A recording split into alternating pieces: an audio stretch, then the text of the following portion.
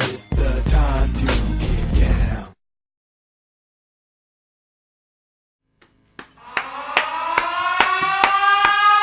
Ladies and gentlemen,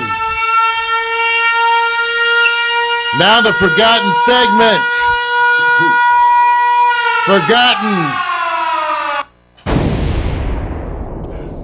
Marijuana for Dummies. You know Marijuana for Dummies. You know that title could be appropriate. Potheads. Could be. See, you set yourself up. You know that, right? I did, totally. You set yourself Totally did. And I want everyone to understand that the brain is the third thing to go. The third. Remember, I told you. You know, you guys, I read a bunch of the stuff. You know, the medical marijuana. There's medical marijuana scientific literature. And then there's a lot of stories that are more socially focused. And, you know, like with today's news, I have to admit, even when I'm reading stuff from my own folks, I'm just so conscious of spin. So right now, everybody in the marijuana community wants you to think that everything is coming wonderfully. Now, I'm not so sure, but at least I'm glad that the progress is in that direction. For example, everybody was put, here's the headline, medical marijuana dispensaries officially open in Puerto Rico. Yeah, 2 years after they put in the regulation, 2 dispensaries, two dispensaries opened their doors, while over 2,000 potential patients have registered thus far. So something's happened.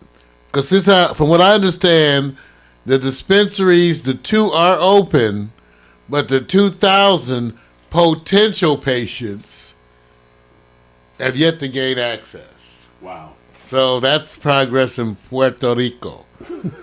Now, also, when you do get access, okay, they have medical marijuana patients in Puerto Rico, and they can legally use the plant in pill form creams, oral drops, and patches.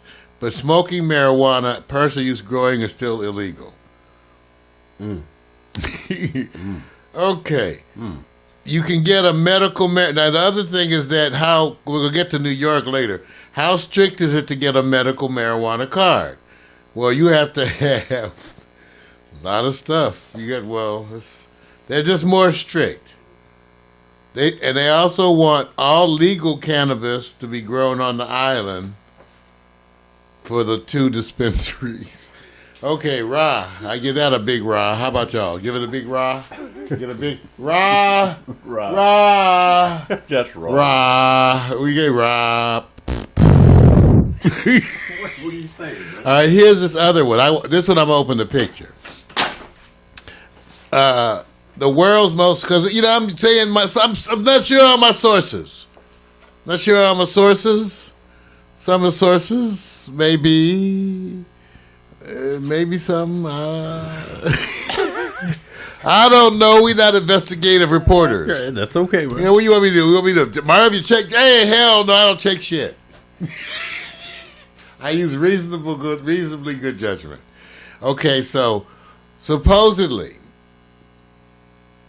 Aurora Cannabis, which is one of Canada's 36 licensed producers, just announced an 800,000 square foot.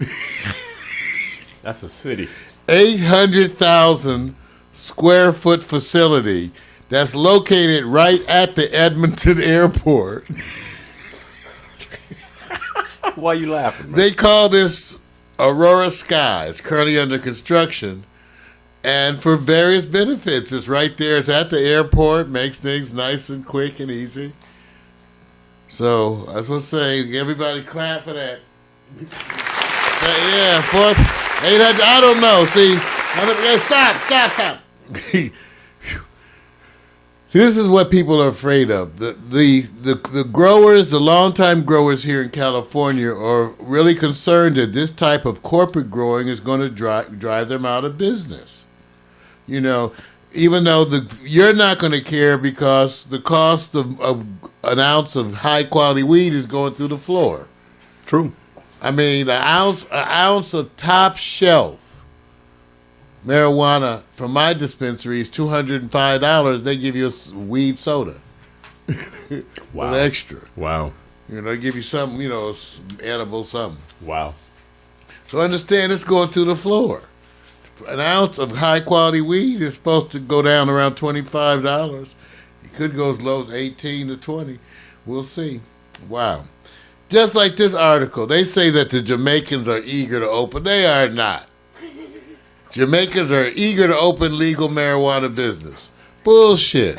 Why? Because, they're so conservative over there, and they have a long history of just not dealing well with marijuana. But supposedly that money make one get a little more appreciative. So supposedly they've got 12, they submitted, look how many, in all of Jamaica, they've had 12 people apply for licenses for farmers, 8 people for transportation, 18 for processing, 14 for research and development, and 24 applications for retail sales in all of Jamaica. Cause y'all, they know y'all gonna come out and kick their ass once they turn in that application. When they turn that application, when they get home, they'll be at the house. I'm just saying. So I don't believe that. So you see, they right now that's very positive. That's bullshit. I wait and see. New York, who's had, when it comes, is one of the stricter states when it comes to marijuana. Supposedly is going to be liberalizing some of their laws in terms of what people can do, because they do have medical marijuana, but it's nothing like what we have. Right. And so they've only had 5 different brands. They had all these weird laws. And who could sell to who, blah, blah, blah. I don't even want to go into it. But they're going to be, just like this, Mexico is legalizing. Okay, see, this is what I call, Vic,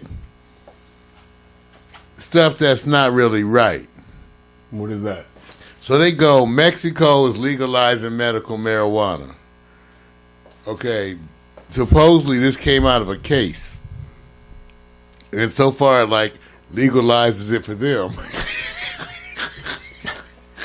You know why? You know what? So how's that? You're laughing at They them. putting forth an amendment. You're laughing at them for a reason. Okay, because let me tell you something else. Why this? Because there are other places that are looking for, like the Cayman Islands. Right. They're looking to pass legislation to accept everybody's medical marijuana card from all over the world. Just make it clear. We take everything. Head of the curve. Everything, every country, every medical. Well, if you got a note from your teacher, Right. your parents, Why? you can get medical marijuana. Why aren't everybody just saying, just follow alcohol? How did it become? They wait for them to buy in. Yeah, it's the money. It's prohibiting anything that becomes what they call logical. So they create these stories of, guess what's coming? I'm going, okay, just remember what alcohol went through. Now, just believe this right now. Just there you go. Go somewhere and you're on a vacation. Unbelievable. You're in Tahiti. Of course, you've been to Tahiti. Amsterdam. Of course, you've been to Amsterdam. And every place you go in, there's no alcohol. How would you feel? That's kind of jacked up. See, that's what I'm saying. You wouldn't go back. Would you? I can't. This is where you need to mess with everybody else's high. Saying, man. I can't have a beer. I can't get high. You can't have a beer. You can't have a glass of wine. It's there. No, nothing that's intoxicating. Nothing. You create the story. I mean, but obviously some places, Turkey has a national policy. It's a Muslim country. It's just very strict on a bunch of things, from what I understand. But I understand that's the whole way they have a little sneaky ways that they get drunk. Because wherever they have wherever things are banned, they got like the underground sneaky way to get it. They just cost a lot of money. Whatever it is that's banned. I'm going to have you reminisce. Remember back in the day, Mario, when you was graduating cum laude at University Magna, can I get my Magna in there? Cum laude. It's like the condom, Right. but only in education. You were graduating. You hung out with the finer side of life. You was out partying. The girls was with That's you. what they call you a GP. You guys were only 18. You do remember being around some hotties who said, "We want some alcohol, but we can't buy it." I had everything they wanted. Did you find a way? Yeah, me and my buddies. That's why Every man got it in the bag, in the stash, You were looking ready for to one. roll. Did you? It was evil, Vic. Did you go read the bylaws? Vic, it was evil. That's what I'm saying, man. Those are the days You were trying. I sinned. And Vic. how many? Let me say this. I sinned, Vic. I sinned. This is not an urban or suburban thing. You would drive up to a spot, and there's some youngsters chilling in their cars, nice cars, but they can't get no alcohol. And all of a sudden, they're your friend. Hey, man, we trying to get, and there's the girls in the back seat or in the side seat. Sometimes drive it. We want to get something. How often did you say, "Oh, no problem, man. Let me go in here and buy this for you"? No, usually they was buying it for me. That's how I got started in the early days. You used to stand in front of the liquor store and pay people to buy you some wine. Right. Ain't that a bitch? Y'all ever did that? That was what we did in our day. You had to stand in front near the liquor store and look for people who look cool. You just be down there looking like, trying not to look like a criminal. Right.